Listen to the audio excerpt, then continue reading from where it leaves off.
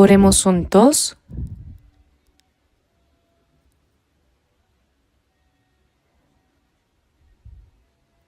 Amado Dios Padre nuestro, lleno de misericordia, tú que tuviste compasión de nosotros cuando estábamos alejados de ti y vivíamos en pecado, nos amaste cuando no te conocíamos y enviaste a tu Hijo unigénito al mundo en forma humana para que tomara sobre él todos nuestros pecados, la maldición y el juicio que debíamos recibir. Él murió por nosotros y con su sangre preciosa nos lavó de todos nuestros pecados, de forma que ya no recibiremos juicio ni maldición. Te damos gracias por tu inmensa gracia que nos salvó sin mérito alguno de nuestra parte.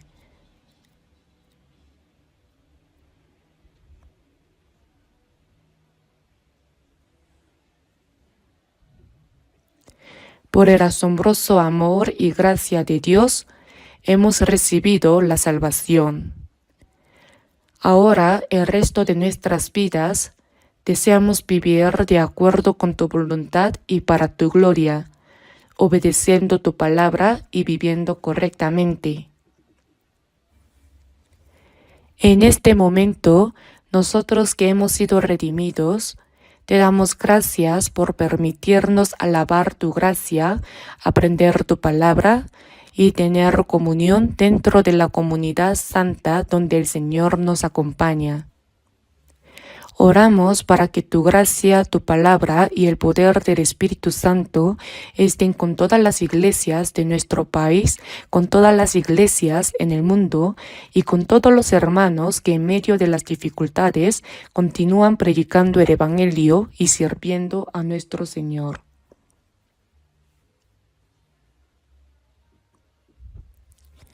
Vivimos en tiempos de gran peligro, llenos de pecado y confusión. Te pedimos, Señor, que fortalezcas nuestra fe y que nos sostengas con el poder de tu palabra para que confiemos más plenamente en ti. Te rogamos que nos concedas más libertad, paz y seguridad en este país para que podamos servirte y llevar tu evangelio a todo el mundo. Que podamos cumplir con la misión que nos has encomendado sin que nos falten fuerzas ni se presenten más dificultades. Con todo nuestro corazón te lo pedimos. Señor, tú que nos enseñas el camino y nos guías con tu palabra en el momento adecuado, te pedimos que en este tiempo nos muestres las enseñanzas que deseas revelarnos. Guíanos para que sea un tiempo en el que podamos comprender las palabras que necesitamos conocer. En el nombre de nuestro Señor Jesucristo hemos orado. Amén. Normalmente no aplaudimos durante los himnos del domingo, pero hoy los aplausos han salido naturalmente. Me gustaría seguir escuchando himnos sin parar, pero no es posible. De todas formas, muchas gracias al coro.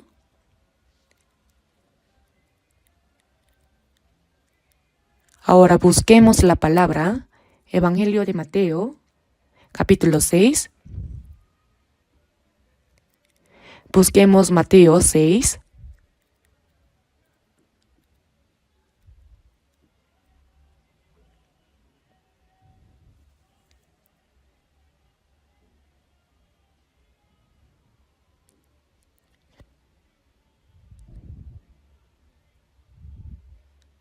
Leamos juntos lentamente desde el versículo 9 hasta el 13 de Mateo capítulo 6.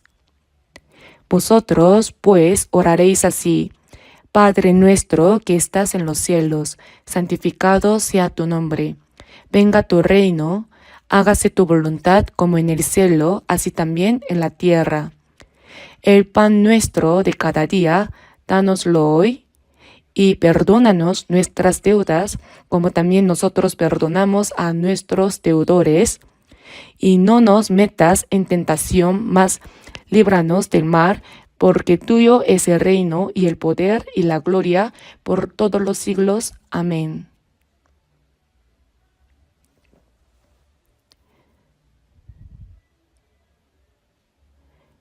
Llevamos un tiempo leyendo y aprendiendo juntos sobre la oración que el Señor nos enseñó en Mateo capítulo 6. Ahora ya se la han memorizado, ¿verdad? Seguro que la han aprendido de manera natural.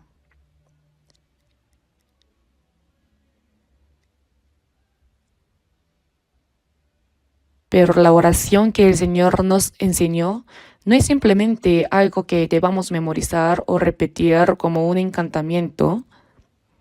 Más bien es un modelo de oración que nos muestra los aspectos más importantes por los que debemos orar.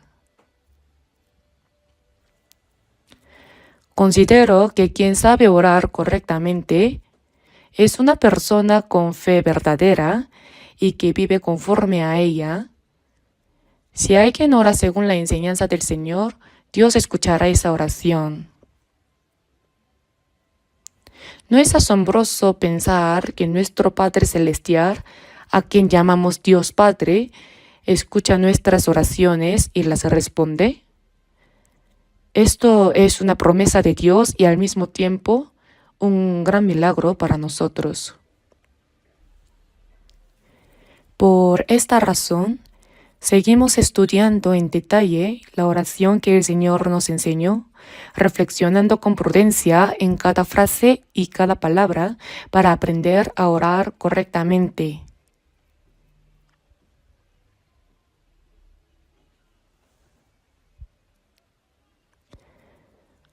Hasta la última sesión, hemos estado reflexionando en la frase Padre nuestro que estás en los cielos.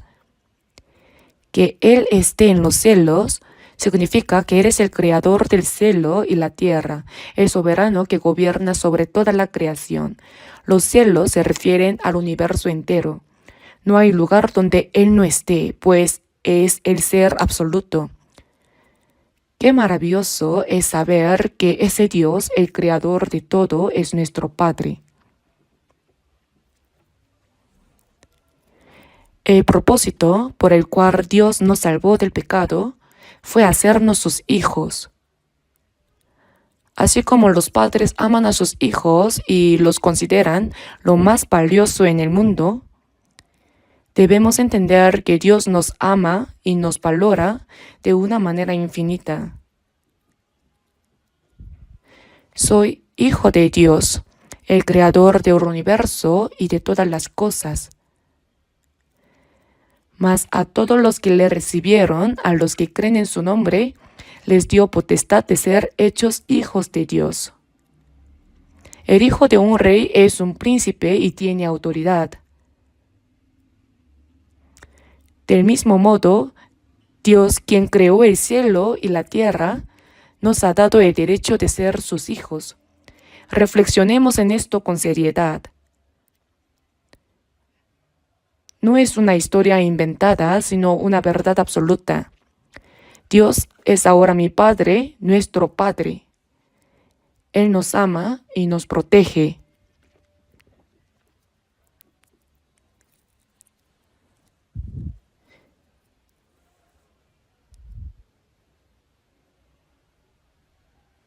Mientras vivimos en esta tierra, Dios no solo está con nosotros y nos ayuda, sino que también nos ha preparado una herencia eterna. Somos herederos de Dios. Por eso en Romanos capítulo 8, versículo 17 está escrito, y si hijos también herederos, herederos de Dios. Somos herederos de Dios, coherederos con Cristo. Compartiremos su gloria, es decir, somos coherederos con Jesús. No debemos olvidar cuán asombrosa es nuestra posición como salvos y cuán grande es la promesa que Dios nos ha dado.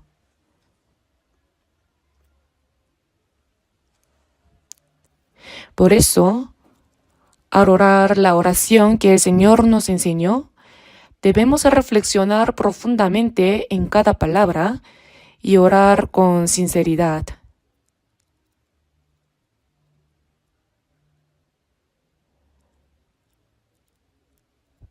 Padre nuestro, santificado sea tu nombre. Ahora que llamamos a Dios nuestro Padre, debemos honrar y santificar su nombre. Pero no basta con decir con los labios, santificado sea tu nombre, para que realmente sea santificado. Debemos demostrar que somos hijos de Dios y darle gloria a través de nuestra vida.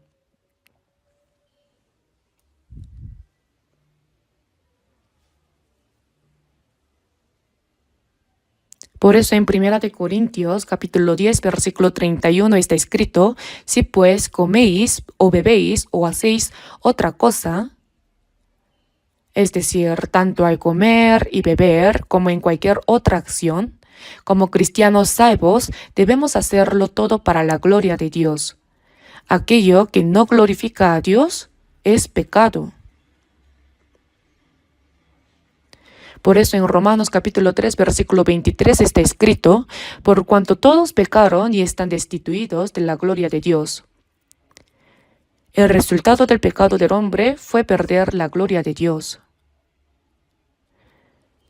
El lugar donde la gloria de Dios se pierde para siempre es el infierno, mientras que el cielo es donde se vive eternamente en su gloria. Antes de llegar al cielo, debemos vivir en esta tierra como hijos de Dios, dándole gloria con nuestra vida. En Hebreos capítulo 2, versículo 10 está escrito: habiendo de llevar muchos hijos. Originalmente no éramos hijos de Dios. Jesús era el Hijo unigénito, lo que significa que es el único Hijo. Cuando vino al mundo, vino como el unigénito de Dios. Dios todavía no tenía hijos. Por eso, si el grano de trigo no cae en la tierra y muere, queda solo, pero si muere, lleva mucho fruto. Jesús, al morir como el unigénito, lo hizo para dar lugar al nacimiento de muchos hijos de Dios. Por eso, cuando resucitó, dijo a las mujeres que fueron al sepulcro: más ve a mis hermanos, llamando a sus discípulos sus hermanos. Si vemos Hebreos capítulo 2, está escrito: por lo cual no se avergüenza de llamarlos hermanos, porque el que santifica y los que son santificados de uno son todos, por lo cual no se avergüenza de llamarlos hermanos. Jesús es igual a Dios y el Creador. El Señor, después de morir como el unigénito y resucitar, hizo que le nacieran muchos hijos. Por eso ahora somos hijos de Dios junto con Él, y no se avergüenza de llamarlos hermanos. ¿No es algo asombroso? Aquel que es santo y digno nos llama a sus hermanos. Mas ve a mis hermanos y diles: subo a mi Padre y a vuestro Padre, a mi Dios y a vuestro Dios. Debemos meditar profundamente en estas palabras: mi Padre es vuestro Padre.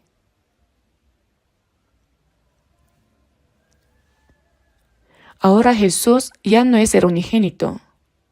En Romanos capítulo 8 está escrito: para que Él sea el primogénito entre muchos hermanos. Asimismo, en Hebreos capítulo 1, cuando habla de su segunda venida, dice: y otra vez cuando introduce al primogénito en el mundo. Nosotros ahora somos los hijos menores. En Hebreos capítulo 1 también está escrito que los ángeles no pueden ser hijos de Dios. Los ángeles son seres muy honorables que fueron creados antes que los hombres. La Biblia habla mucho sobre los ángeles, quienes tienen gran poder, pero solo por debajo de Dios. De hecho, muchas veces Dios obra a través de ellos. Incluso la ley nos fue dada por medio de los ángeles, como recitamos hace poco. Entonces, ¿para qué sirve la ley? Fue añadida a causa de las transgresiones y fue ordenada por medio de ángeles en mano de un mediador. Dios lleva a cabo muchas de sus obras a través de los ángeles. Por eso está escrito, poderosos en fortaleza, que ejecutáis su palabra, obedeciendo a la voz de su precepto. El Salmo capítulo 103 también dice que los ángeles tienen poder y cumplen la obra de Dios, vosotras todas sus obras en todos los lugares de su señorío. Los ángeles están en todo lugar donde Dios gobierna. Incluso están aquí en este momento, aunque no podamos verlos. Además, se dice que cada santo nacido de nuevo tiene ángeles guardianes. Por eso, en Hebreos capítulo 1, versículo 14, se nos recuerda, ¿no son todos espíritus ministradores enviados para servicio a favor de los que serán herederos de la salvación? Tenemos ángeles a nuestro lado, ángeles guardianes, aunque no podamos verlos. Así como creemos en Dios sin verlo, también creemos en los ángeles, aunque sean invisibles. Si vemos Mateo capítulo 18, mirad que no menospreciéis a uno de estos pequeños, porque os digo que sus ángeles en los cielos ven siempre el rostro de mi Padre que está en los cielos. Los que han sido salvados son hijos de Dios, y por eso Él les ha enviado ángeles guardianes. Si alguien critica injustamente a los demás o actúa incorrectamente, sus ángeles lo informan a Dios. Y si hace lo bueno, también lo alaban delante de Él diciendo, Dios, tu Hijo ha hecho algo excelente, seguro que estás complacido con Él. Pero si se equivoca, los ángeles también lo reportan diciendo, Dios, debes estar triste por tener un hijo así. Esto es un hecho real. Todo es reportado a Dios a través de los ángeles, como lo dice la Biblia en varios pasajes.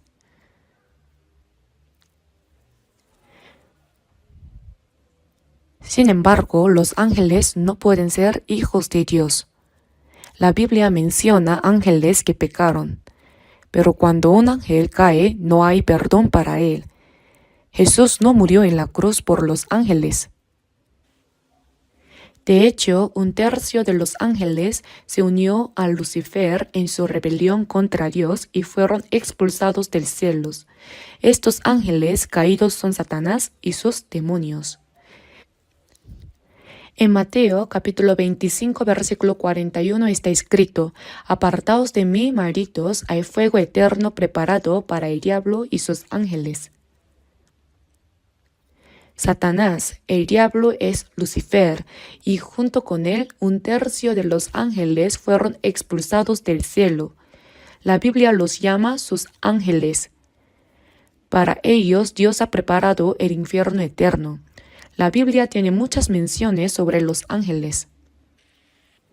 En Daniel y Apocalipsis se menciona, los carros de Dios se cuentan por veintenas de millares de millares. Millares de millares equivale a 100 millones, lo que indica que hay un número inmenso de ángeles. Los ángeles llevan a cabo la obra de Dios. Y cuando lleguemos al cielo, ellos nos recibirán y juntos alabaremos el poder y la gloria de Dios. El himno del coro de hoy fue realmente poderoso. Está por Cristo firmes. Nos hace mover los hombros, ¿verdad? En Apocalipsis se menciona que alabaremos a Dios junto con los ángeles. Debe de ser algo asombroso. Los ángeles forman un gran coro celestial. Son un coro. Aunque ellos no han recibido la salvación como nosotros, exaltan la gloria y el gran poder de Dios junto con nosotros. Además sirven fielmente a los santos que han sido salvos. Debemos santificar el nombre de nuestro Padre Celestial. Si hacemos lo bueno, damos gloria a Dios, pero si actuamos mal, su nombre es deshonrado. En Romanos capítulo 2 se menciona que los judíos eran el pueblo escogido de Dios y se enorgullecían de ello, así como de la ley. Sin embargo, está escrito: tú que te jactas de la ley, con infracción de la ley deshonras a Dios. Y también el nombre de Dios es blasfemado entre los gentiles por causa de vosotros. En Ezequiel capítulo 38 se menciona que debido a que Israel rechazó a Cristo, su pueblo fue dispersado por todo el mundo. Sin embargo, después de que el Evangelio fuera predicado a todas las naciones, Dios los reuniría nuevamente en la tierra de Israel. Esta profecía fue dada hace 2600 años y se ha cumplido en nuestra época. Pero ¿por qué Dios reúne al pueblo de Israel? No es simplemente por compasión hacia ellos, sino porque llevan el nombre de su pueblo. No lo hago por vosotros, oh casa de Israel, sino por causa de mi santo nombre, el cual profanasteis vosotros entre las naciones a donde habéis llegado. Cuando el pueblo de Israel fue destruido, las naciones empezaron a murmurar diciendo: ¿qué le ha sucedido al pueblo de Dios? ¿Por qué la tierra que Él les dio se ha convertido en un desierto? ¿Acaso su Dios ha muerto? Así, debido a la caída de Israel, el nombre de Dios fue deshonrado. Sin embargo, aunque Israel fue castigado y quedó en una condición miserable por haber rechazado a Cristo, Dios sigue vivo. Para demostrar esto a todas las naciones, Dios ha restaurado de manera asombrosa al pueblo de Israel. Es entonces cuando la gente reconoce: ah, detrás del pueblo de Israel está Dios. Si observamos detenidamente al pueblo de Israel, podemos darnos cuenta de ello. La historia de la nación de Israel es una obra de Dios. Cuando desobedecen, caen, pero cuando Dios hace una promesa, Él siempre la cumple. Y al final también los restaura con su poder. Todo esto sucede porque Dios está detrás de ellos. Él los restaura por causa de su nombre. Sin embargo, muchos israelitas todavía no saben que Jesús, a quien sus antepasados crucificaron, es el Mesías que Dios envió como Salvador. En hebreo, Mesías; en griego, Cristo; y en nuestro idioma, Salvador. Cuando fui a Israel por tercera vez, con el propósito de evangelizar a los judíos, me di cuenta de que hay algunos que creen en Jesús, pero son una minoría. Aunque muchos creen en Dios, no aceptan a Jesús. Creen en el Antiguo Testamento, pero consideran el Nuevo Testamento un libro herético.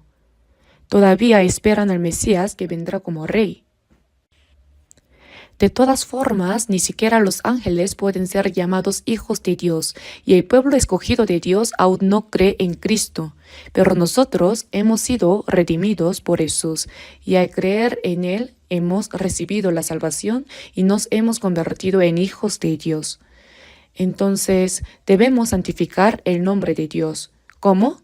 A través de nuestras palabras, nuestra vida y todo lo que hacemos, mostrando que Dios está con nosotros y santificando su nombre.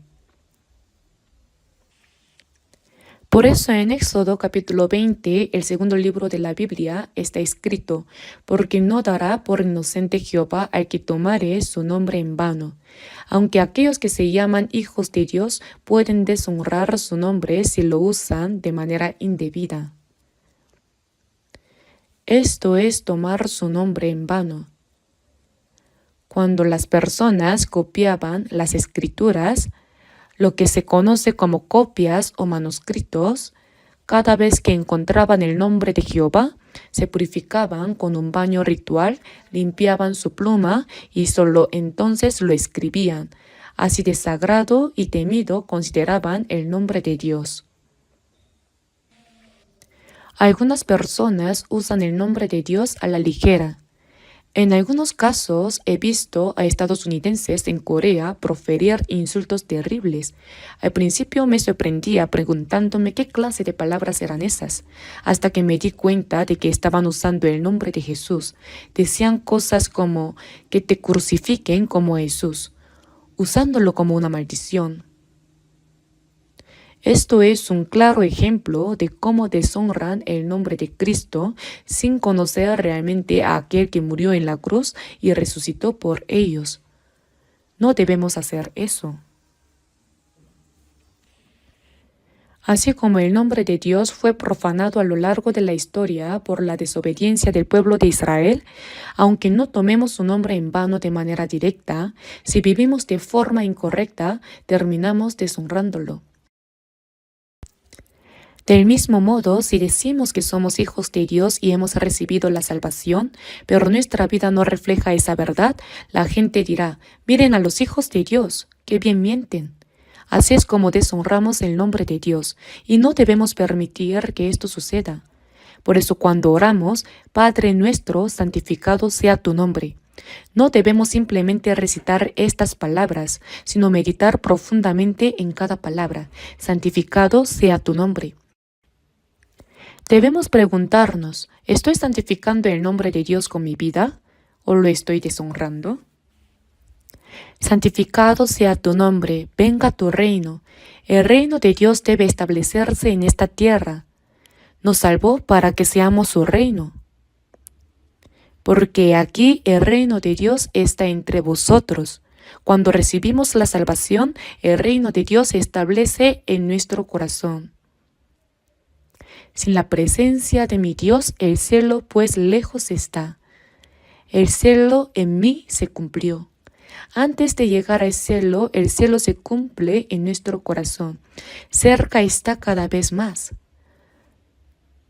Cuando el pequeño reino se cumple, el gran reino se hace aún más cercano. Si hay una sucursal, significa que hay una sede principal. Lo mismo ocurre con el reino de los cielos. Hay una sucursal en la tierra. Por eso en Lucas capítulo 17 está escrito, porque he aquí el reino de Dios está entre vosotros. Y en Romanos capítulo 14, versículo 17 se nos recuerda, porque el reino de Dios no es comida ni bebida. Es decir, comer, beber y lo que a nosotros nos gusta no es el reino de Dios, sino justicia, paz y gozo en el Espíritu Santo. Cuando recibimos la salvación, el Espíritu Santo entra en nosotros. Y nosotros, que somos pecadores, llegamos a ser justificados y hechos justos. Entonces se cumple en nosotros justicia, paz, es decir, la paz de Dios, y gozo, es decir, la alegría. Así es como el reino de Dios se establece en nosotros. Es además la señal de que entraremos en el cielo. Por eso oramos, venga tu reino. Cada vez que un alma recibe la salvación, el reino de Dios sigue expandiéndose. Por eso en Apocalipsis capítulo 1 versículo 5 está escrito, al que nos amó y nos lavó de nuestros pecados con su sangre y nos hizo reyes y sacerdotes para Dios su Padre. Los salvos son el reino de Dios. También en Primera de Pedro capítulo 2 versículo 9 está escrito, mas vosotros sois linaje escogido, real sacerdocio, nación santa, pueblo adquirido por Dios. Cada salvo es parte de esta nación santa. Cada uno de nosotros es una nación. Cuando más personas reciben la salvación, el reino de Dios se expande. Venga tu reino. Debemos reflexionar profundamente en estas palabras. Ahora estamos repasando lo que hemos aprendido. Venga tu reino. Hágase tu voluntad como en el cielo, así también en la tierra. La voluntad de Dios, que ya ha sido establecida en el cielo, se cumple en la tierra, en la historia y en este mundo. ¿Cómo? Se cumple en la vida de los salvos. Hágase tu voluntad como en el cielo. Así como antes de construir una casa, se diseña un plano y luego se edifica conforme a él, de la misma manera, la voluntad de Dios que ha sido establecida en el cielo debe cumplirse en la tierra. ¿Cómo se cumple en la tierra? La voluntad de Dios se cumple en medio de los santos salvos. Nosotros debemos vivir para cumplir la voluntad de Dios. Por esto en Santiago capítulo 4 dice, en lugar de lo cual deberíais decir, si el Señor quiere, viviremos y haremos esto o aquello. Si no es la voluntad de Dios, moriremos. Si es su voluntad, viviremos y haremos esto o aquello. Pero si no lo es, por más que queramos, no debemos hacerlo. Sea que vivamos o muramos, que se haga tu voluntad. Quien realmente puede cumplir el Padre Nuestro podrá ser un verdadero cristiano. Si una persona no vive como un verdadero cristiano, entonces por más que haga la oración que el Señor nos enseñó, su oración no será más que una mentira, ¿verdad? En Salmos capítulo 17, versículo 1 está escrito, Oye, oh Jehová, una causa justa. Escucha mi oración hecha de labios sin engaño. Dios no escucha las oraciones falsas. Solo cuando nuestra oración es honesta y proviene del corazón, Dios la escucha. Hágase tu voluntad como en el cielo, así también en la tierra. Si obedecemos la voluntad de Dios, esa voluntad se cumplirá en nuestra vida y en nuestro corazón. ¿No es así? Jesús mismo dijo en Juan capítulo 6, porque he descendido del cielo no para hacer mi voluntad, sino la voluntad del que me envió. Toda su vida estuvo dedicada a cumplir la voluntad de Dios. Vino según su propósito, murió en la cruz conforme a su voluntad y resucitó según su plan. Por eso oró diciendo, pero no sea como yo quiero, sino como tú. Del mismo modo, puesto que hemos recibido la salvación, somos hijos de Dios y su reino ha sido establecido en nosotros.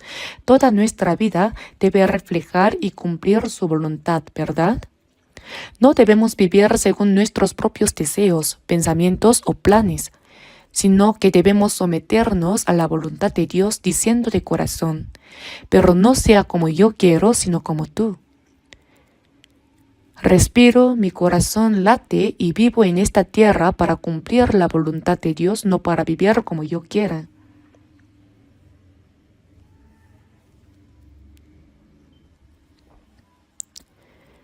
El apóstol Pablo dijo, porque para mí el vivir es Cristo y el morir es ganancia. Por tanto, procuramos también, o ausentes o presentes, serle agradables, para que comprobéis cuál sea la buena voluntad de Dios, agradable y perfecta. Como está escrito en Romanos capítulo 12, versículo 2, aprendemos cuál es la buena voluntad de Dios, agradable y perfecta.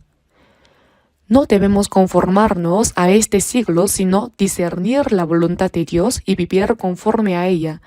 Esta es la verdadera adoración, el sacrificio vivo que agrada a Dios, ¿verdad? Un verdadero cristiano no es solo aquel que lo dice con palabras, sino el que vive según la voluntad de Dios. Podemos decir con palabras que somos cristianos, que hemos sido salvos y que somos hijos de Dios, pero si nuestra vida no refleja esa verdad, entonces es mentira, ¿verdad? Es hipocresía. Un hijo de Dios sigue siendo hijo de Dios y ha recibido la salvación con certeza, pero puede ser un hijo que entristezca a su Padre Celestial y deshonre su nombre en lugar de agradarle. ¿No es así? Hay hijos que honran y alegran a su Padre y otros que lo deshonran. ¿Cuánto gozo siente un padre cuando su hijo le agrada? Se siente orgulloso de él, ¿verdad? Del mismo modo, nosotros debemos ser hijos de quienes Dios se sienta orgulloso. Por eso debemos vivir con el corazón dispuesto a decir, si el Señor quiere, viviremos y haremos esto o aquello. Además, en Filipenses capítulo 2, versículo 13 está escrito, porque Dios es el que en vosotros produce el hacer. Cuando recibimos la salvación, el Espíritu Santo viene a morar en nosotros, nos hace entender la palabra de Dios, nos revela su voluntad agradable y nos da tanto el deseo como la fuerza para cumplirla. porque Dios es el que en vosotros produce así el querer como el hacer por su buena voluntad. Para su buena voluntad en vosotros produce el querer. El Espíritu Santo nos hace comprender la voluntad de Dios y nos da el deseo de cumplir lo que le agrada. No lo hacemos por obligación, sino porque Él pone en nosotros tanto el deseo como la fuerza para hacerlo. En vosotros produce el querer. El Espíritu Santo no solo nos guía a la salvación, sino que también transforma nuestro corazón y nuestra vida para que vivamos de una manera que agrade a Dios.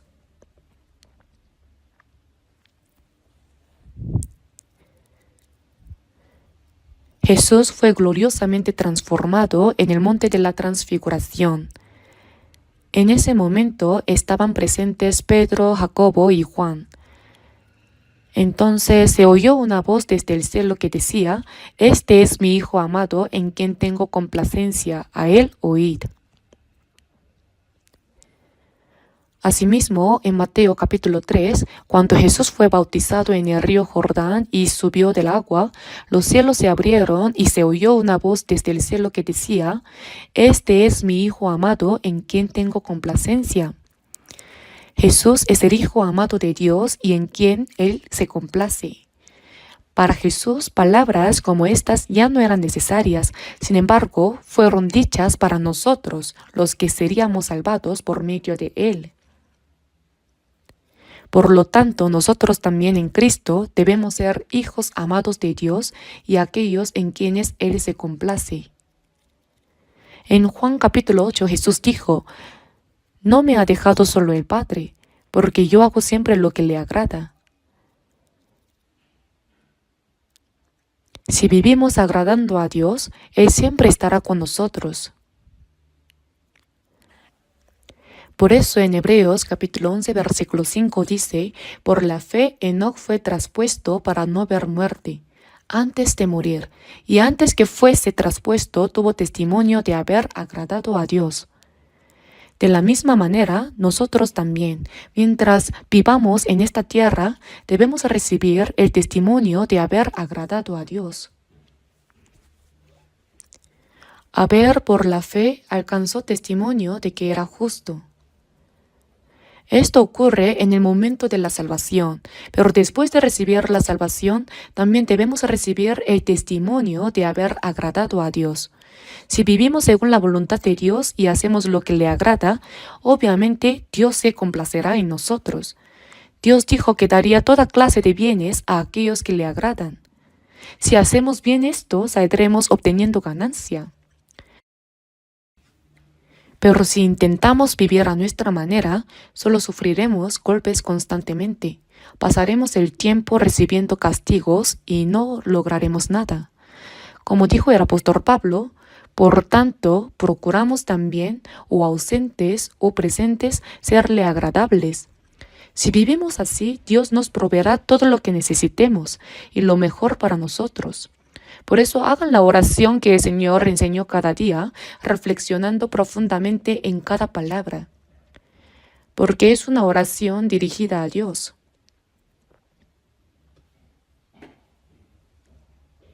Y ahora, hemos aprendido muchas palabras. Hoy nos centraremos en el versículo 11. «El pan nuestro de cada día, dánoslo hoy». Esta petición parece muy sencilla, ¿verdad? El pan nuestro de cada día, dánoslo hoy. Entonces, cuando comemos, simplemente decimos: «Dios, gracias por darnos el alimento diario, comeré bien, amén». Es una oración breve y simple, ¿verdad? Pero cuando aprendí sobre esta palabra, me di cuenta de que no era un asunto tan simple. En cada palabra de la Biblia hay muchos significados. El pan nuestro de cada día, dánoslo hoy. Ese pan de cada día se refiere al alimento que necesitamos cada día. Es lo necesario para nuestra supervivencia en esta tierra, lo que requerimos para vivir. No se trata solo de la comida, sino de todo lo que necesitamos. El pan nuestro de cada día, dánoslo hoy. Antes, cuando aprendí sobre Mateo capítulo 6, versículo 11, se enseñaba de esta manera: Dios ya sabe qué comeremos y qué vestiremos. ¿Para qué orar entonces? Aunque no oremos, Él nos lo dará. Así que esta petición no se refiere al alimento físico, sino al alimento espiritual. No es un error pensar así, pero tampoco es completamente correcto. Esta petición habla literalmente del pan de cada día, del sustento físico que nuestro cuerpo necesita. Por supuesto, para llevar una vida cristiana correcta, también necesitamos el alimento espiritual. Por eso debemos pedir también el alimento espiritual. En Job capítulo 23, versículo 12, Job dijo: guardé las palabras de su boca más que mi comida. Así es. En el libro de Amós se nos advierte que llegará un tiempo en el que la gente andará vagabundeando y buscando la palabra de Dios. No hambre de pan ni sed de agua, sino de oír la palabra de Jehová.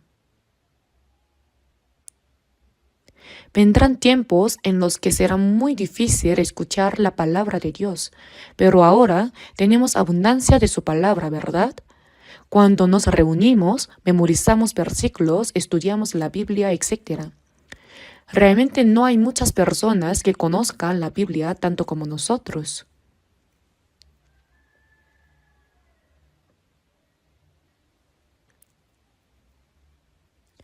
Si alguien asiste a nuestra iglesia solo unos años, puede llegar a conocer la Biblia mucho mejor que muchos pastores que ni siquiera han nacido de nuevo. Es verdad.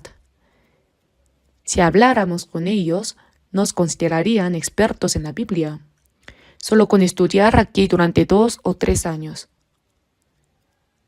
¿Quieren intentarlo?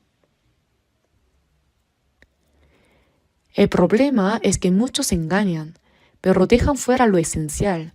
Es extraño. Los pastores hablan bien, ¿verdad? Explican con un lenguaje elegante, usan términos literarios, filosóficos, científicos, todo suena impresionante, pero no hay lo esencial. Pero cuando les preguntamos lo más importante, no pueden responder. ¿Por qué? Porque en realidad no lo han entendido de verdad. Por eso en realidad hay hambre por no escuchar la palabra de Dios. Por eso oramos: danos el alimento espiritual.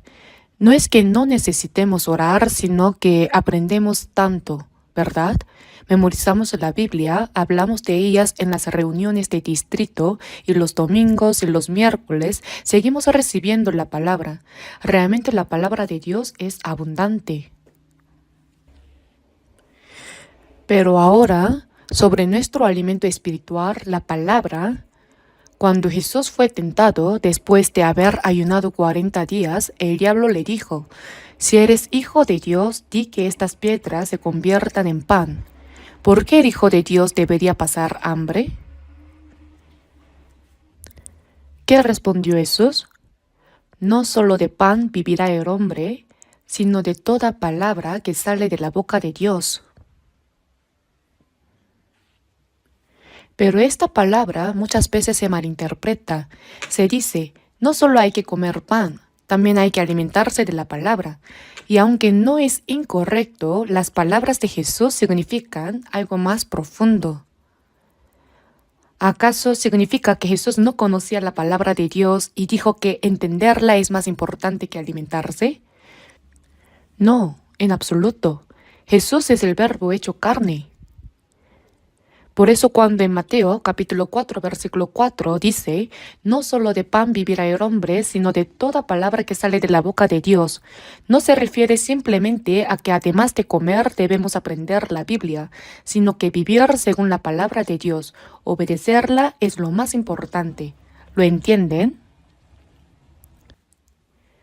Por eso en Juan capítulo 4, cuando Jesús pasó por Samaria, estaba cansado, sediento y hambriento durante todo el día. Mientras tanto, los discípulos fueron al pueblo a comprar comida. Cuando regresaron, le ofrecieron de comer diciendo: Rabí, come. Pero Jesús les respondió: yo tengo una comida que comer que vosotros no sabéis. Y luego explicó: Mi comida es que haga la voluntad del que me envió y que acabe su obra. Es decir, la verdadera comida de Jesús era cumplir la voluntad de Dios y completar la obra que el Padre le había encomendado. Una mujer pecadora, después de escuchar las palabras de Jesús, corrió al pueblo y llevó consigo a mucha gente. Ella dijo, «Venid y ved, ¿no será este el Cristo?». Los samaritanos, al oír esto, sintieron que algo extraordinario estaba ocurriendo y la siguieron para encontrarse con Jesús. Jesús en ese momento estaba más ocupado predicándoles la palabra de Dios y llevándolos a la salvación que en comer. Por eso se olvidó de su sed y de su hambre, y dijo, «Mi comida es que haga la voluntad del que me envió y que acabe su obra». Es decir, salvar las almas es más valioso que el alimento del cuerpo. Hay un dicho que dice, no se aprecia la belleza con el estómago vacío. Es cierto, cuando uno tiene hambre, por muy hermoso que sea el paisaje, no importa. Solo piensa en comida. Si tienes sed, solo piensa en agua. No importa cuán divertido o agradable sea algo, uno solo puede disfrutarlo después de saciar su hambre y su sed.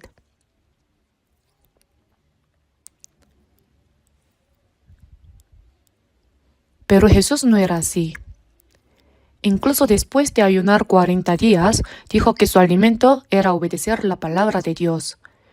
En Juan capítulo 4, cuando sus discípulos le trajeron comida, él dijo, «Yo tengo una comida que comer que vosotros no sabéis, y mi comida es que haga la voluntad del que me envió y que acabe su obra». En ese momento los samaritanos estaban viniendo a él. Predicarles el evangelio y salvar sus almas era más importante que comer.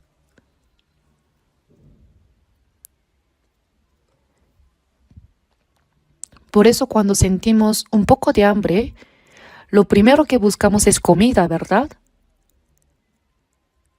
No es algo incorrecto, pero así como una persona hambrienta anhela comida y una sedienta busca agua, también deberíamos anhelar vivir según la voluntad de Dios con la misma intensidad, ¿no es cierto? Por eso cuando oramos, el pan nuestro de cada día, dánoslo hoy. Debemos recordar que más que el alimento físico, debemos desear profundamente la palabra de Dios y vivir según su voluntad. Aun cuando estemos cansados, hambrientos o enfrentando dificultades físicas, debemos tener siempre en primer lugar el propósito por el cual vivimos en esta tierra, cumplir la voluntad de Dios. No estamos aquí para lograr lo que queremos, sino para hacer su voluntad. Ese es el mismo corazón que tuvo Jesús, ¿verdad? Ese es el corazón que el Espíritu Santo nos da. Por eso decimos, el pan nuestro de cada día, dánoslo hoy. Es el alimento que necesitamos cada día. Así es como debemos orar. Pero entonces alguien podría pensar, bueno, yo tengo provisiones para un mes. Mi despensa está llena de arroz. Si abro el refrigerador, tengo de todo. Y aún así ora, Señor, el pan nuestro de cada día, dánoslo hoy. Entonces, ¿qué pasaría si Dios respondiera? De acuerdo, come hoy todo lo que tienes en casa. Seguramente diríamos, Señor, por favor, concédeme un mes. Si intentamos comerlo todo de una vez, nuestra barriga explotaría y moriríamos. Entonces, ¿qué significa que debemos hacer? ¿Deberíamos deshacernos de todo y luego orar? Ese era un dilema para mí en el pasado. Sin embargo, una vez fui a la ciudad de Jeju a predicar y mientras aprendía acerca de el pan nuestro de cada día, dánoslo hoy, me di cuenta de algo. Esa palabra se refiere literalmente al pan para el cuerpo. El pan para el cuerpo cada día. El pueblo de Israel, cuando salió de Egipto y se dirigía a la tierra prometida de Canaán, no podía cultivar ni tenía nada en el desierto, ¿verdad? Cada mañana caía el maná. Caía como la nieve, como escarcha. Si se lo recogía todo, se veía como migas de pan. Con eso preparaban diferentes tipos de comida. y su sabor como de hojuelas con miel. Por eso algunas personas preguntan, ¿será tan delicioso como los camarones fritos? Pero no era tan simple como eso. De todos modos, lo recogían y comían cada mañana.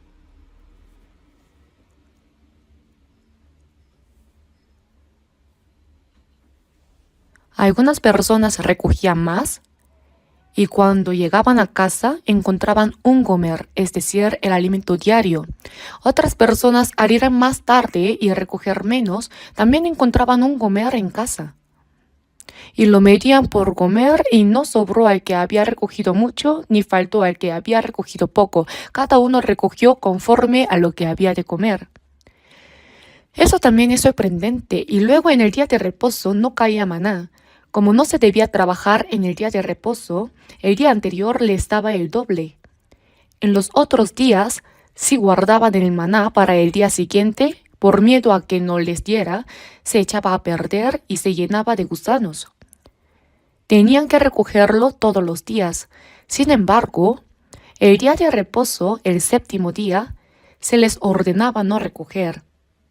Ese día no caía maná, pero el día anterior al reposo les daba el doble, 2 días de maná. Así que si recogían maná para 2 días, el día de reposo no se echaba a perder. Eso también es realmente asombroso y tiene un significado espiritual. Eso muestra que Dios preparó todo por adelantado y tiene el significado de nuestra salvación espiritual. Dios no quería que obtuviéramos nada por nuestro esfuerzo, sino que todo fue preparado por Él. También es un símbolo del pan de vida que no se corrompe. De todos modos, el pueblo de Israel recibía el maná del cielo todos los días. Cuando decían que querían carne, Dios les dio codornices. ¿Saben qué es un codorniz? Es un ave pequeña, más grande que un ave común, y se llama codorniz. Cuando decían que querían carne, Dios les dio codorniz hasta que no pudieron más, hasta que el olor les salía por la nariz. ¿Y el agua? ¿Qué agua había en el desierto? Cuando golpearon la peña, el agua brotó a raudales. Vivían todos por milagros. Durante el día una columna de nube y por la noche una columna de fuego. Todo fue un milagro durante 40 años.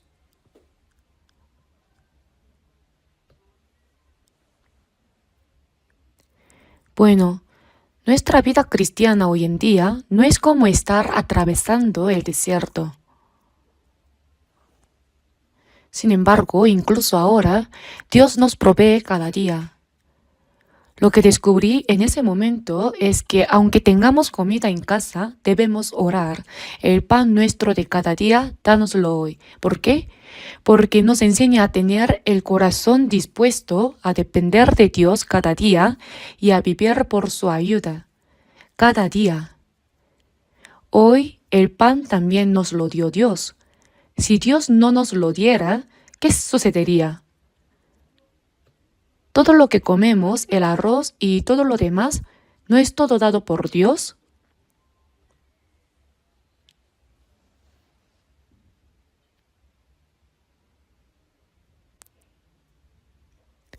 El agricultor trabajó en el campo sudando mientras cultivaba. Luego cosechó y llevó el arroz al molino para que se le quitara la cáscara y se convirtiera en arroz, todo eso a través de su esfuerzo. Los pescadores, por su parte, pescaron los peces y a través de varios procesos de distribución, estos llegaron hasta nosotros. Al final, tanto los productos agrícolas como los productos del mar, ¿quién los dio? Dios. Aunque el agricultor trabaje arduamente, si Dios no envía el sol y la lluvia, ¿cómo podrá cultivar? Y aunque el pescador intente pescar, si Dios no crea y cría los peces, ¿cómo podría el hombre capturarlos? Si lo analizamos, todo lo que tenemos es dado por Dios.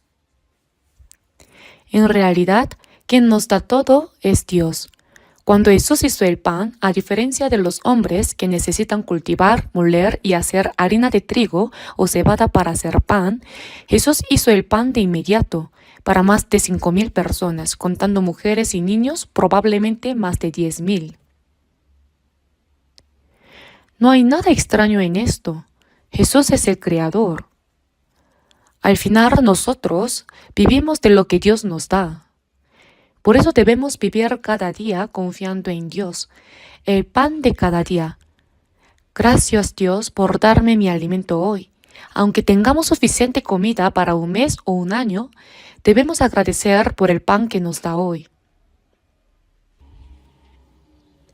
Por eso, en Nahum, en el Antiguo Testamento, en el capítulo 1, versículo 7, está escrito: Jehová es bueno, fortaleza en el día de la angustia, y conoce a los que en Él confían.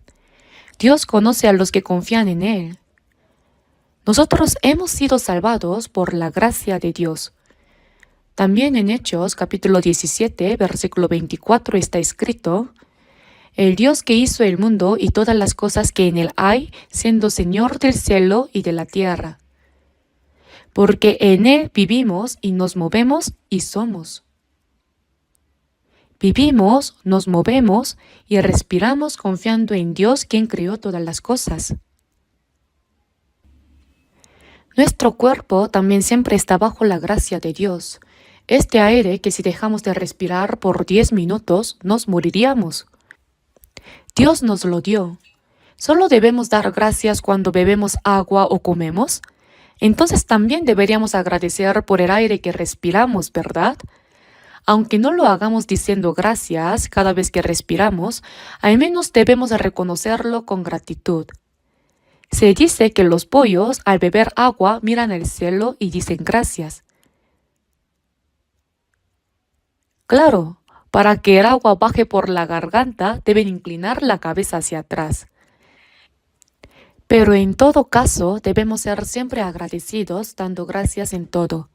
Así que además de orar el pan nuestro de cada día, dánoslo hoy, debemos tener un corazón agradecido por todo lo que ya nos ha dado todos los días, ¿verdad?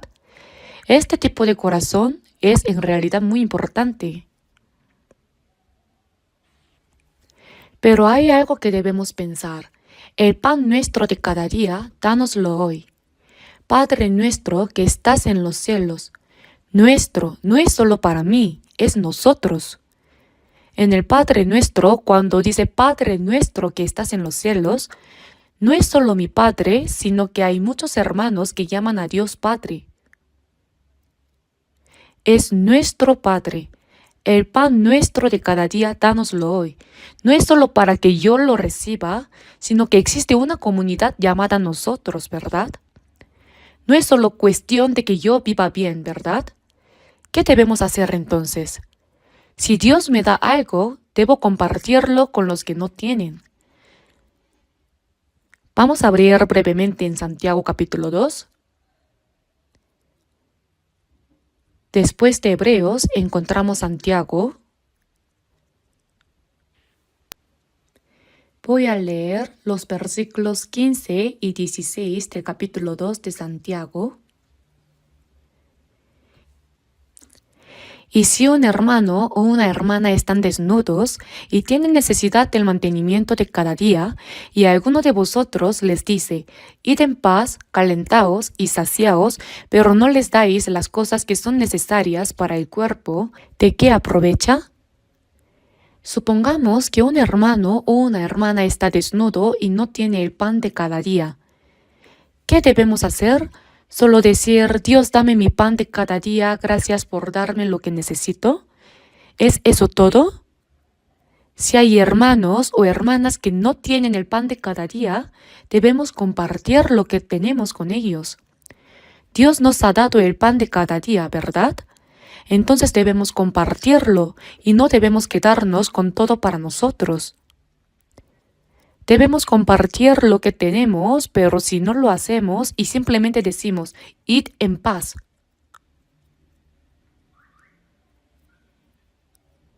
Calentaos, pero esa persona no tiene con qué cubrirse ni calentarse. Saciaos, pero esa persona no tiene que comer. Y luego dice, pero no les dais lo que es necesario para el cuerpo. ¿De qué sirve? ¿De qué aprovecha?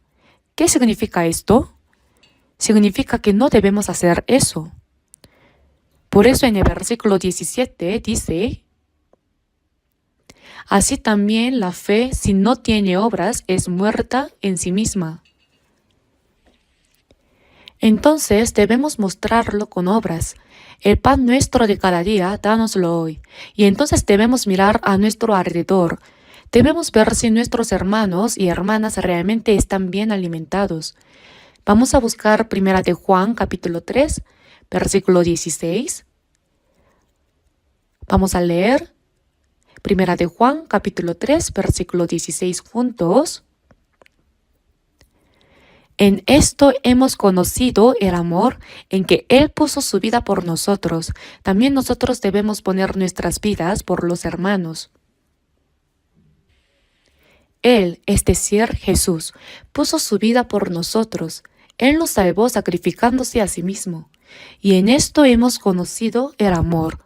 Llegamos a comprender el amor del Señor. También nosotros debemos poner nuestras vidas por los hermanos. Debemos amar a los hermanos. ¿Hasta qué punto? Como yo os he amado, como el Señor puso su vida por nosotros, también nosotros debemos poner nuestras vidas por los hermanos. Debemos amarlos hasta el punto de dar nuestra vida por ellos.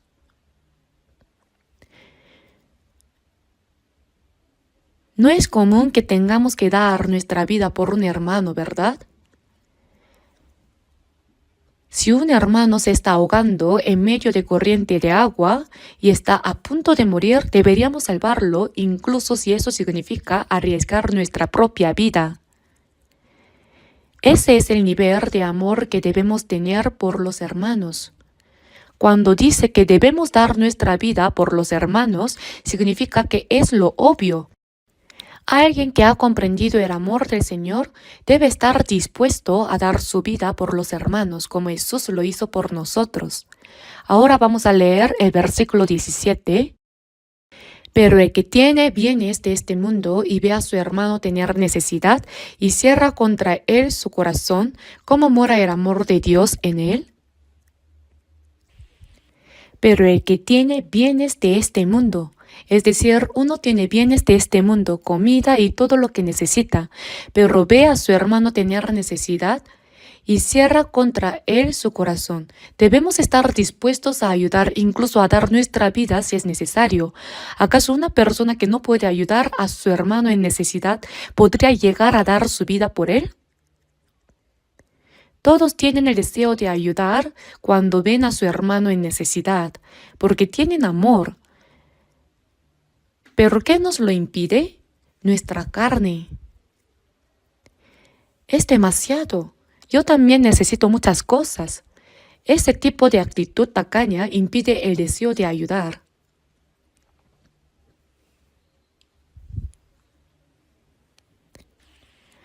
Así que en Gálatas capítulo 5 versículo 17 también dice, porque el deseo de la carne es contra el espíritu y el del espíritu es contra la carne.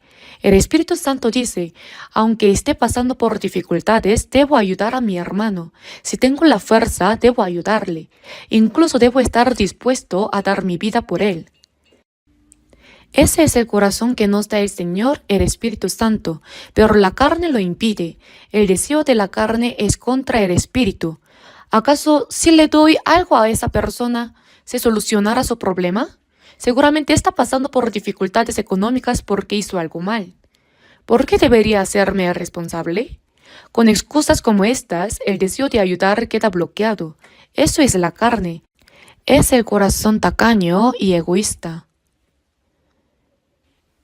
El amor no busca lo suyo, es decir, debemos romperlo con el Espíritu Santo. Sin embargo, cuando la carne interviene, impide el deseo de ayudar a nuestros hermanos. Y no solo eso, sino también dentro de la iglesia ocurre lo mismo. Recuerdo que hace poco Un tifón y una inundación azotaron Filipinas. El techo del centro de retiro de la iglesia quedó destruido y entró agua en la iglesia. En medio de esa calamidad, nuestra iglesia se unió enviando ofrendas y organizando un bazar. Cuando fuimos a Filipinas, ellos estaban profundamente agradecidos y todo fue reparado.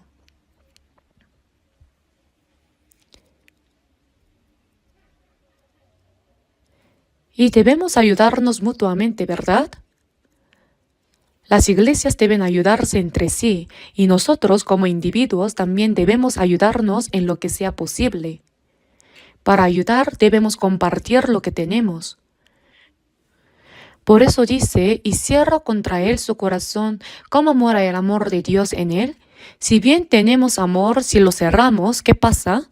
Ese amor comienza a achicarse, se marchita. Al igual que un manantial, si no seguimos sacando agua, el agua se estanca y se echa a perder.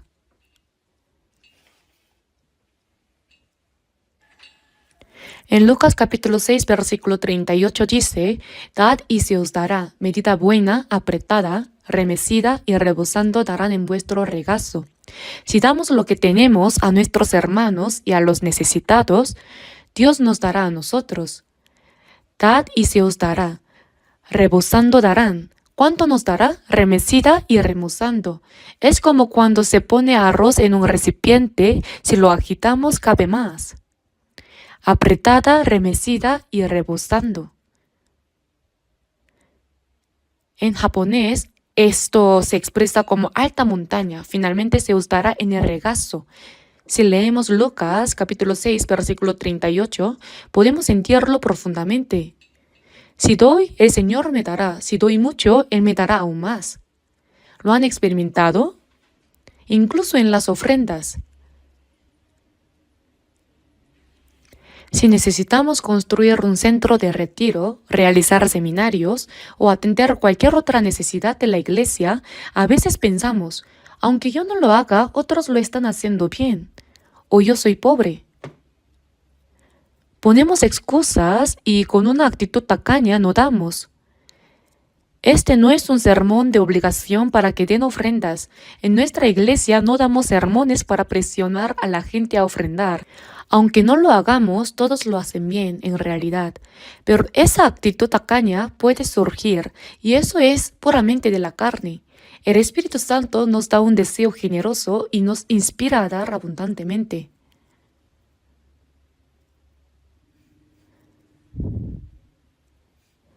Han dado conforme a sus fuerzas. En 2 Corintios capítulo 8, cuando hubo una gran hambruna en Jerusalén y la iglesia de Jerusalén estaba pasando por dificultades, las iglesias gentiles recogieron ofrendas para ayudar. Los creyentes de Macedonia, aunque también eran pobres, no esperaron a que los apóstoles les pidieran ayuda. Ellos mismos han dado conforme a sus fuerzas y aún más allá de sus fuerzas, pidiéndonos con muchos ruegos que les concediésemos el privilegio de participar en este servicio para los santos. Ellos suplicaron con muchos ruegos participar en esta obra de ayudar a los santos. Han dado conforme a sus fuerzas, a pesar de que la iglesia de Macedonia era pobre, su profunda pobreza abundaron en riquezas de su generosidad. ¿Acaso creen que los pobres no pueden dar por ser pobres? Los pobres también pueden dar. ¿Creen que cuando uno es rico da? Aunque uno sea rico, si tiene una actitud tacaña, tampoco dará. Abundaron en riquezas de su generosidad. Así que cuando decimos, el pan nuestro de cada día, dánoslo hoy, debemos pensar en la comunidad que somos nosotros. No podemos vivir solo para nosotros mismos, disfrutando solo de lo que tenemos. Debemos tener un sentido de responsabilidad y cuidar unos de otros. En Hebreos dice, y considerémonos unos a otros para estimularnos al amor y a las buenas obras. A medida que se acerca el día de la venida del Señor, debemos cuidarnos mutuamente y estimularnos al amor y a las buenas obras. Miremos a nuestro alrededor, a ver quién está al lado de nosotros. ¿Está bien de salud? ¿Está bien alimentado? Es importante que nos cuidemos los unos a los otros, ¿verdad? Si no nos cuidamos entre nosotros, ¿quién lo hará? Por eso, veamos un rato Hechos capítulo 4.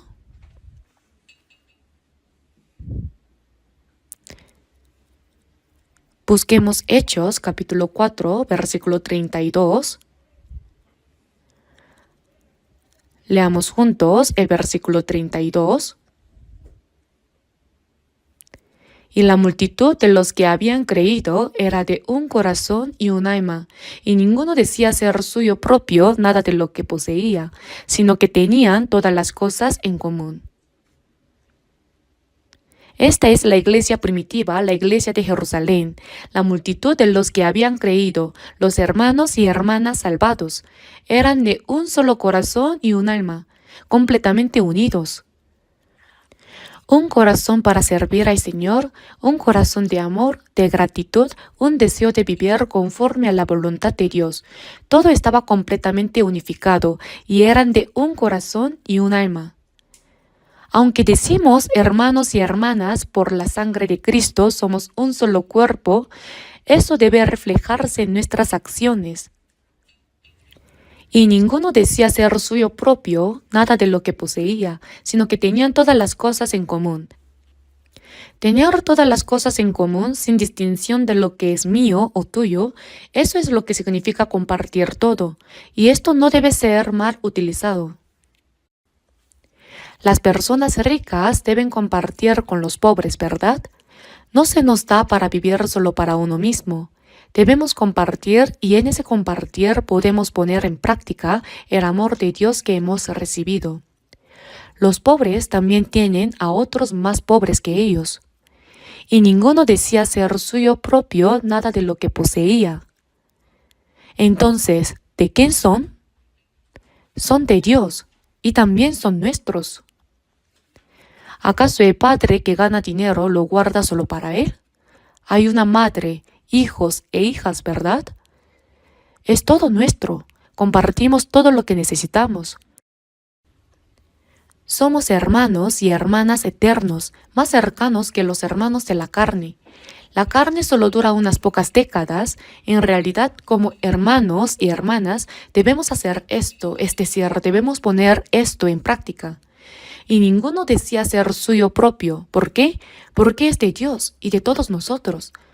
Ahora leamos el versículo 33. Y con gran poder los apóstoles daban testimonio de la resurrección del Señor Jesús, y abundante gracia era sobre todos ellos. Los apóstoles daban testimonio de la muerte y resurrección de Jesús, y abundante gracia era sobre todos ellos. Ahora veamos el versículo 34. Así que no había entre ellos ningún necesitado, porque todos los que poseían heredades o casas las vendían y traían el precio de lo vendido, y lo ponían a los pies de los apóstoles y se repartía a cada uno según su necesidad. Esto es realmente asombroso.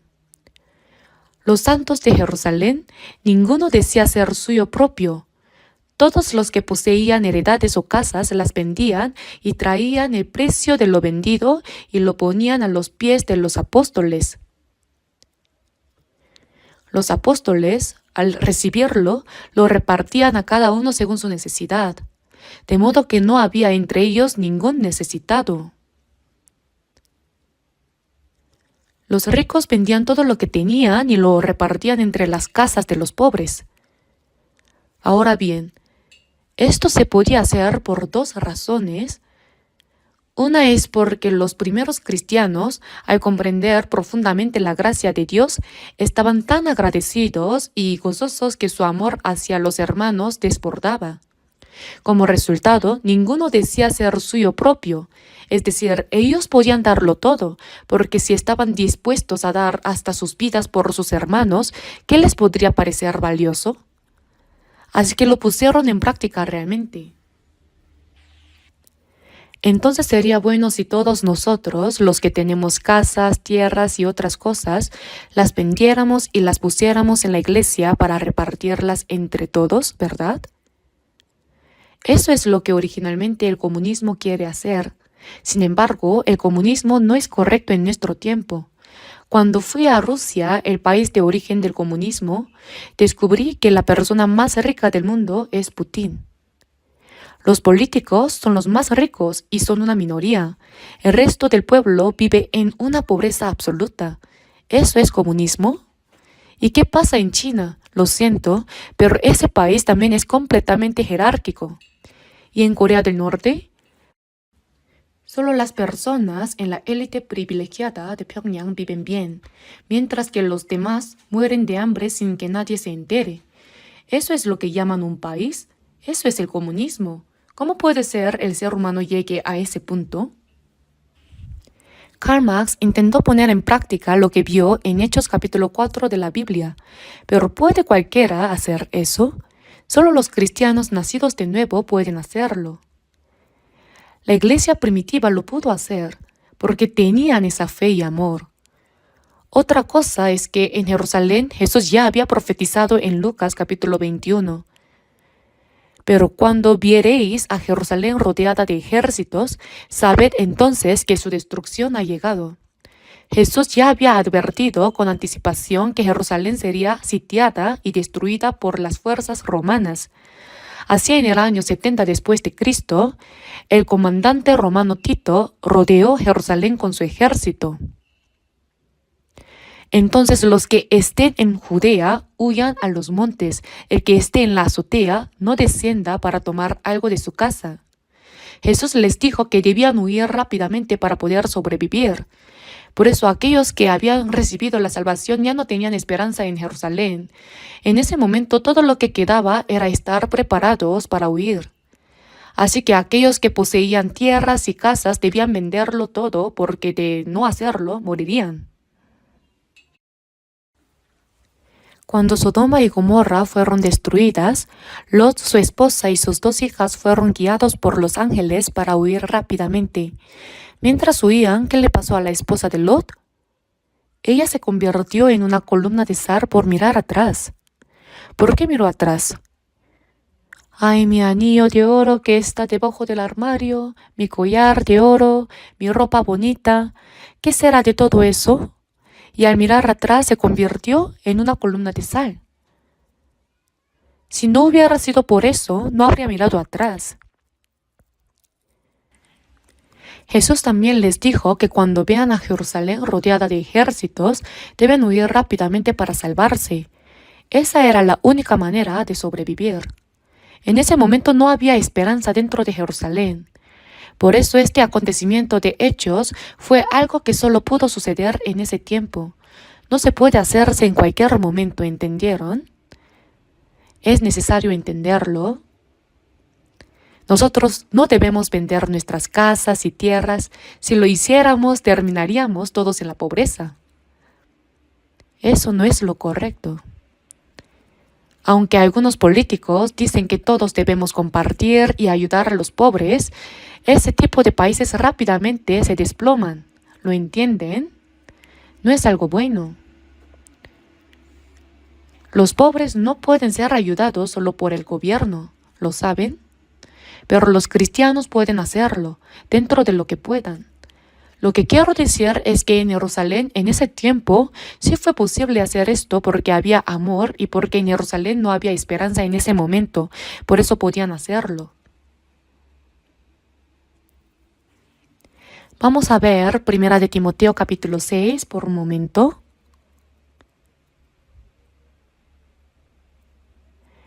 Primera de Timoteo capítulo 6, versículo 18. Leamos juntos los versículos 18 y 19.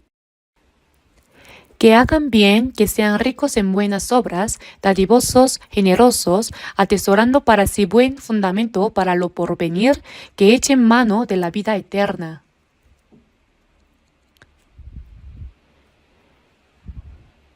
Que hagan bien, que sean ricos en buenas obras. ¿Qué son las buenas obras? Predicar el evangelio, ayudar a los pobres, todo esto son buenas obras. Que sean ricos en buenas obras, dadivosos, generosos. Aquí dice dadivosos. Si podemos, no debemos aferrarnos a todo para nosotros mismos, ni vivir solo para comer bien y vivir bien por mucho tiempo. Nosotros como cristianos, ¿cuál es nuestra prioridad? La primera prioridad es predicar el evangelio. Usamos nuestros bienes materiales primero para salvar almas que van a la destrucción del infierno. Ese es el primer uso de nuestro material para los costos de predicación. ¿Saben cuánto dinero se necesita para hacer misiones alrededor del mundo? Para enviar una familia misionera al extranjero, el costo es enorme. Si nos enfocamos solo en el dinero, no podríamos enviar misioneros.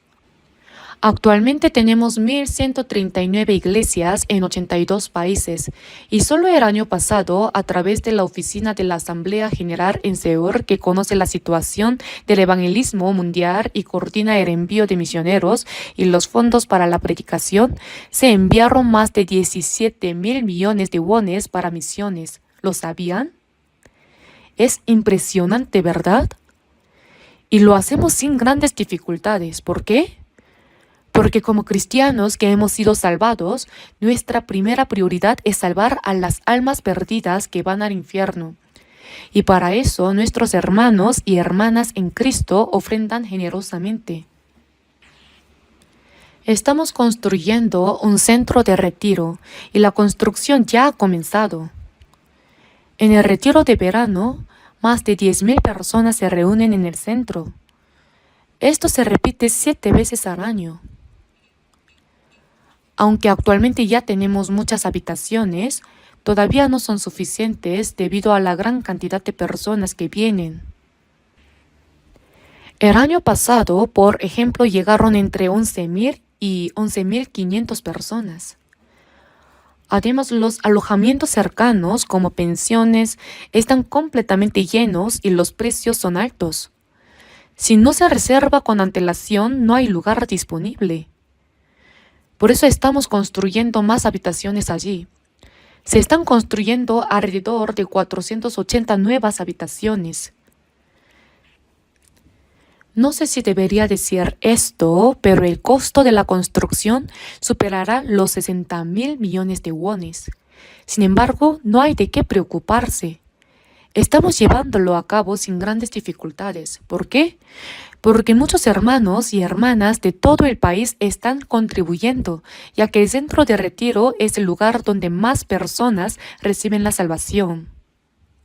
El retiro de primavera, el retiro de verano 7 veces y también el retiro de otoño.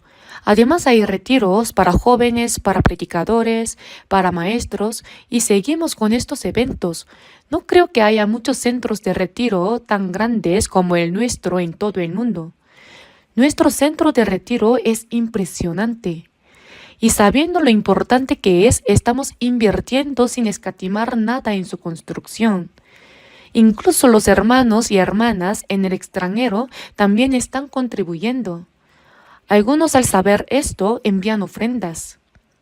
Lo primero es que nuestros bienes materiales se usan para predicar el evangelio y salvar las almas que se dirigen hacia la destrucción. Misioneros están siendo enviados y recientemente de Filipinas vinieron 21 misioneros y 49 predicadores locales, lo que da un total de 70 personas. Si contamos también a sus esposas, ¿cuántas son?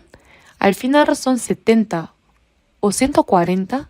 No, son 90, entonces son 180.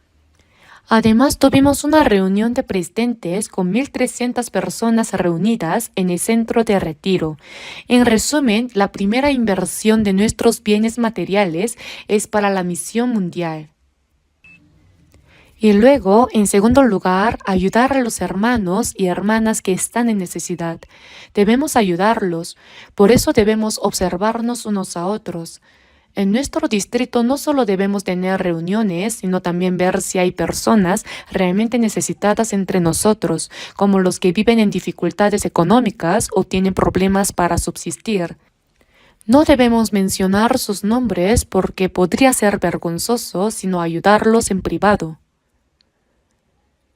No sepa tu izquierda lo que hace tu derecha. Debemos ayudarnos mutuamente. Si no tenemos los medios para ayudar dentro del distrito, debemos comunicarlo a la iglesia para que la iglesia como comunidad lo haga. En cualquier caso, debemos orar diciendo, el pan nuestro de cada día, dánoslo hoy. Vamos a ver brevemente Hebreos capítulo 13.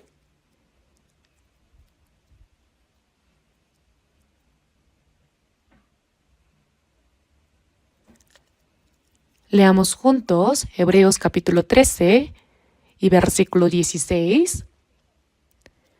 Leamos juntos.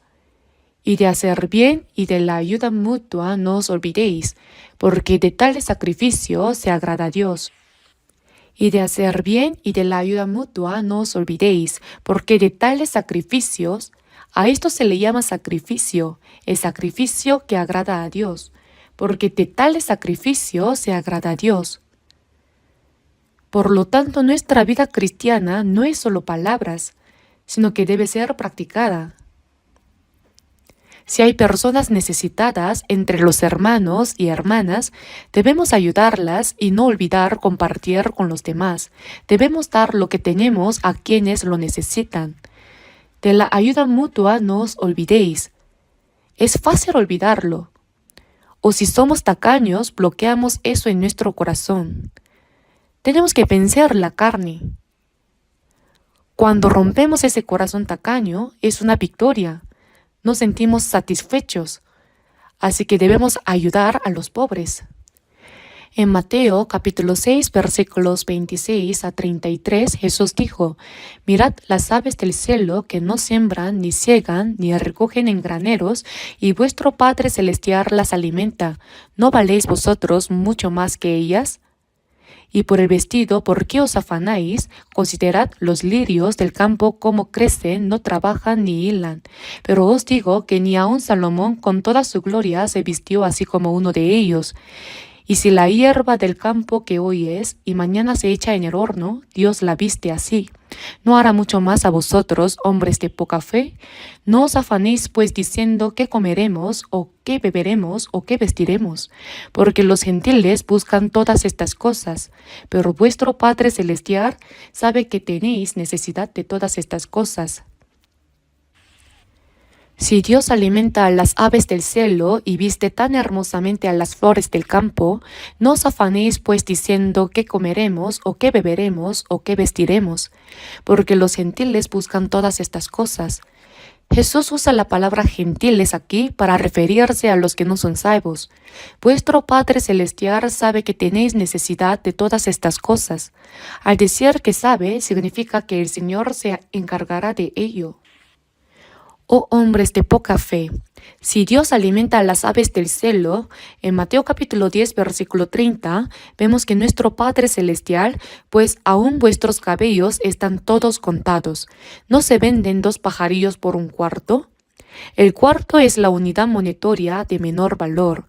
Sin embargo, como 2 pajarillos se venden por un cuarto, incluso este pajarillo que no tiene ningún valor, ni uno de ellos cae a tierra sin vuestro Padre.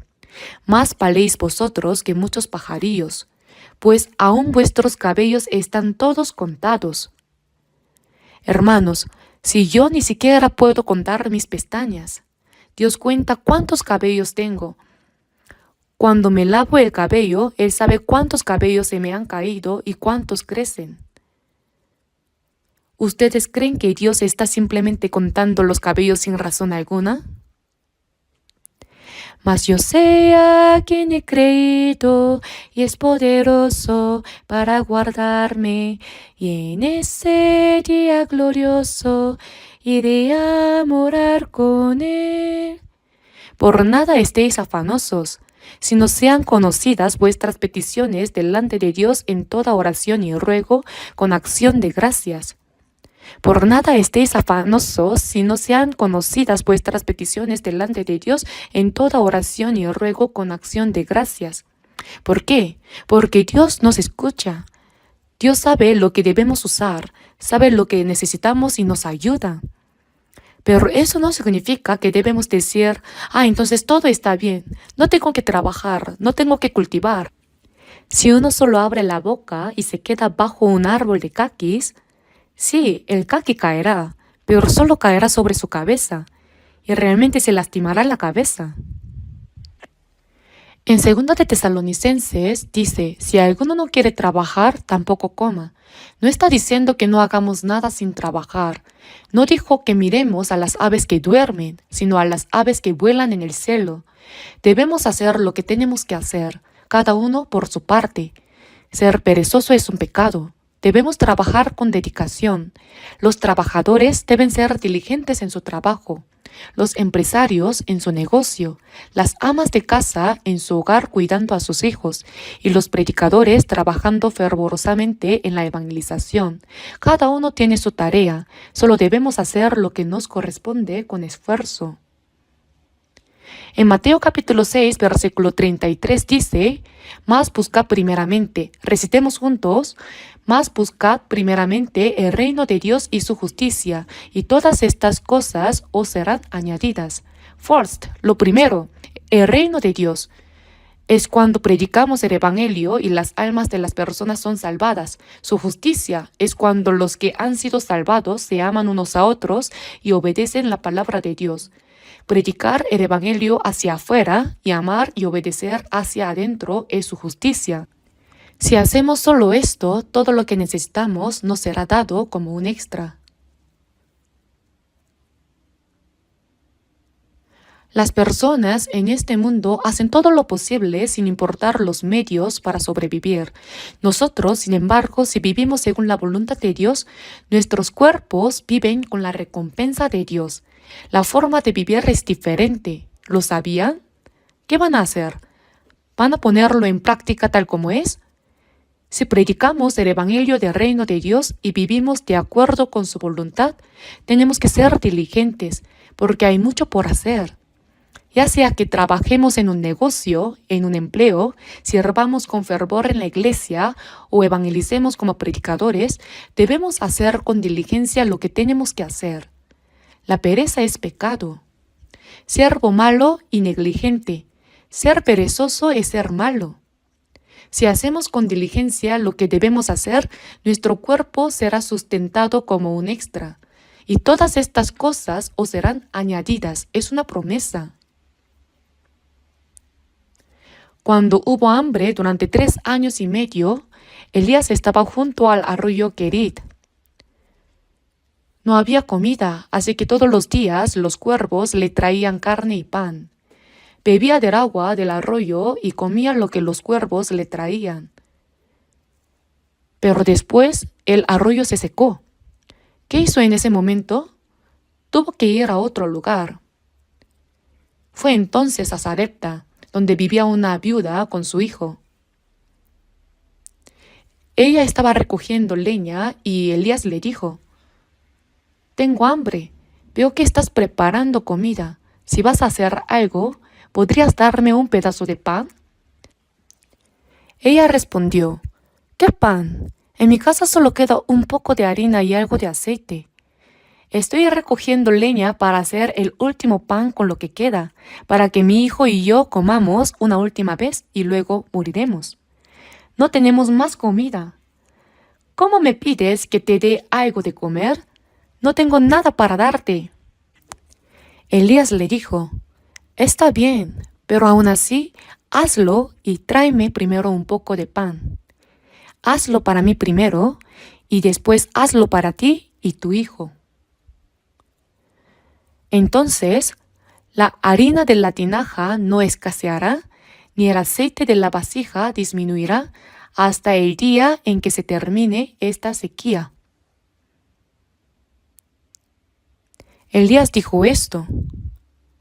Dijo de que Dios lo haría. La viuda entonces despertó de su asombro y obedeció lo que Elías le había dicho. Hizo el pan para Elías primero, un pequeño pan, y tal como Elías había dicho, hasta el final de la sequía, cada vez que iba a su casa, encontraba harina en la tinaja y aceite en la vasija. Esto sucedió todos los días hasta que terminó la sequía.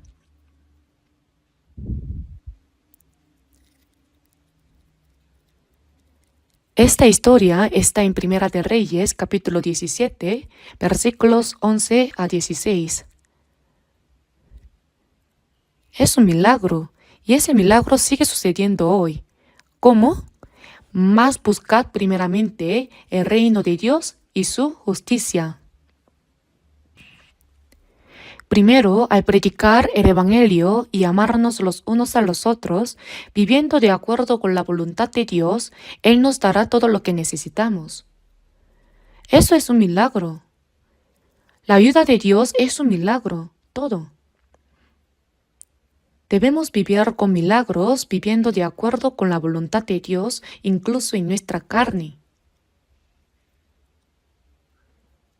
Así que el pan nuestro de cada día, dánoslo hoy. Sabemos que en cualquier circunstancia Dios nos alimentará. ¿Acaso no va a ayudarnos el mismo Dios que alimenta a las aves del cielo? Si hacemos lo que debemos hacer con diligencia y confiamos en el Señor, Jehová es bueno, fortaleza en el día de la angustia y conoce a los que en Él confían. Nuestro Padre conoce todo lo que necesitamos. Si hacemos lo que debemos hacer y dejamos todo en manos de Dios, viviremos bajo su bendición. Cuando uno entiende eso es realmente emocionante, de verdad.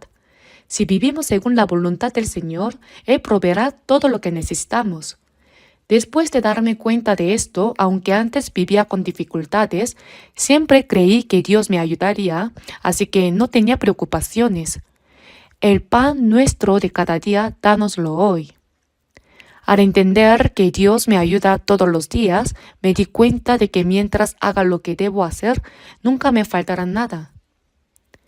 Después de muchos años, no he experimentado falta en absoluto. Realmente Dios ayuda todo. Como realmente he experimentado esto, puedo decirlo con confianza. Si vivimos según la voluntad del Señor, ¿en qué no nos ayudará Dios, que conoce incluso el número de nuestros cabellos? Él nos dará todo. Por eso, echando toda vuestra ansiedad sobre Él, porque Él tiene cuidado de vosotros. Así que el pan nuestro de cada día, dánoslo hoy.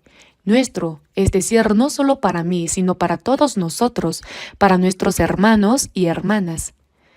Si compartimos lo que tenemos, Dios llenará todo eso. Los animo a que oren pensando en cada palabra del Padre Nuestro, la oración que el Señor nos enseñó. Eso es todo por hoy. Vamos a orar todos juntos. Padre Dios lleno de misericordia, Señor, que con tu preciosa sangre has lavado nuestros pecados para siempre y nos salvó sin ningún mérito de nuestra parte. Tanto nuestro cuerpo como nuestra alma fueron comprados por la sangre del Señor, por lo que todo pertenece a ti. Deseamos que el resto de nuestra vida sea vivida únicamente para la voluntad y gloria de Dios.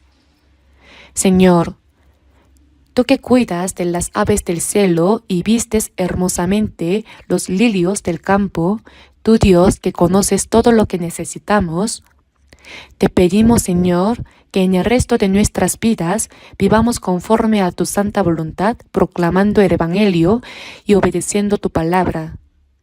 Que podamos ayudar a nuestros hermanos y hermanas que están en necesidad y al compartir y ayudar que tu santa voluntad se cumpla a través de nosotros.